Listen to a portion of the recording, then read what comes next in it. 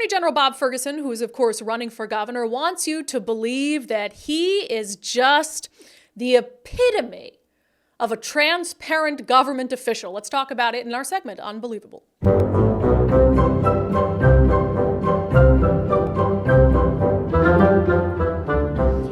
but one of the issues in elections is voters have really short memory. We've discussed this. Not all voters are like us, right? Not all voters take time out of their day every day to watch a show about politics and get informed on what's happening. And so you can have political candidates who say they stand for one thing when the entire history of their actions say they stand for something completely different. But if they just lie about it, a lot of voters aren't going to check into their lie. A lot of voters aren't going to call them on that. And that's disappointing. There's really nothing you can do about it for voters who aren't sort of keeping up to date and aren't informed on what's going on. All you can do is host a podcast and try to get as many people to watch and listen to it as possible so they know the truth. So anyway, Bob Ferguson on his campaign Twitter account said government transparency is, let me try to get through this without laughing. Hold on, deep breaths. Government transparency is paramount to a strong democracy. That's why, as governor, I will never assert the executive privilege exemption to withhold public records. Now, that's good. I mean, if I just take that statement on its face, love it. We've been talking about the issue of legislative privilege for a long time with lawmakers. Oh, they get a request for documents and they're like, we're going to exert legislative privilege and not hand these documents over. I've given Governor Inslee credit because he said that even though they believe that that is legal, that he is not going to use executive privilege to withhold documents from the public. And so far, to the best of our knowledge, he hasn't. And so Bob Ferguson is saying, hey, as governor, I would do the same thing. I wouldn't use executive privilege. So on its face, I appreciate that. Don't believe you, but I appreciate that. The issue is that Bob Ferguson has a long, troubling track record of a lack of transparency. So you can't say, if you just give me the most powerful office in the state of Washington, I promise that I'll be transparent, when everything you've done in recent years has shown that you are not interested in transparency. I'll just go through a couple examples that we've talked about on the show, which is, again, voters have short memories, but these are just a few months ago. I mean, this stuff just happened. And it was covered by outlets across the political spectrum. This one was from the local NPR station. So it's not like it's some right-wing talking point that Bob Ferguson isn't transparent. The headline, Washington AG's office, DSHS, fined for evidence withholding. And this was a big deal when it happened because there was a lawsuit against the state of Washington having to do with a developmentally disabled woman who claimed she was mistreated by DSHS. And the Attorney General's office withheld documents as part of discovery that would have helped to prove the claim the woman was making. And a judge called it egregious. And the Attorney General's office had to pay out a ton of money, taxpayer funds, obviously, to try to rectify the situation. And that was not the first example of an issue like that with the Attorney General's office.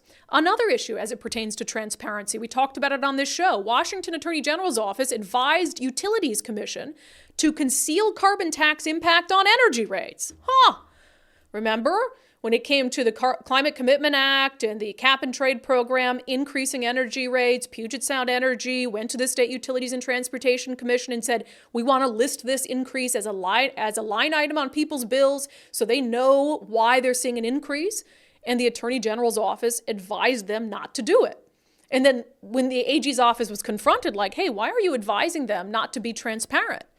The AG's office said, oh, we didn't say that. We told them to study the issue more. No, you did tell them that it would be confusing to consumers. And then you couched that with, this issue needs more study, because you wanted a way out of the advice that you had given. You could very well have done the opposite and said, yeah, list it as a line item for now, and then we'll study it more in the meantime. What needs studying? You either list it or you don't. And you're saying, oh, people are so dumb that if you list the reason why their rates are going up, they'll be confused. They'll never be able to understand it, as if people can't read a bill and understand that each line item explains why their bill is the price it is. So we tried to get out of accountability for that. And then we had the chicken checks debacle, which in and of itself doesn't speak to a transparency issue with the Attorney General's office, but his office's response to the controversy does. I mean, he sent out, $48 million in proceeds from an antitrust lawsuit, which was supposed to go to low-income Washingtonians. Millionaires were getting checks. Dead people were getting checks. People who obviously did not qualify. Checks were going to people with names that don't even exist. Their first name, a family member's middle name, another family member's last name. And the lack of transparency comes into play when the Attorney General's office was asked about it and was asked to be accountable for it. I mean, Nicole sent a list of reasonable questions to the Attorney General's office, and they responded with some snarky, like, oh, man, it wasn't our list. It was an Experian database. A transparent government official would have come forward and said, hey, this rollout obviously did not happen as intended.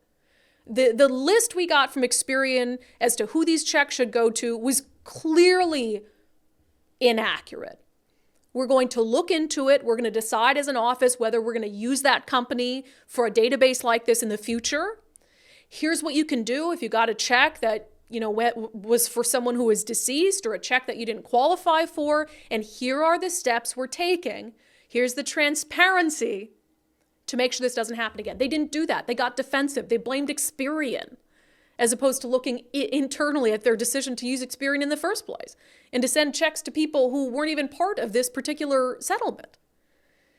So this is someone who is not transparent, is the opposite of transparent, but who wants you to believe that if you simply give him more power, then all of a sudden he will become a transparent elected official. And I would really encourage Washington voters to judge him based on his actions and not his words, because the two things do not compute.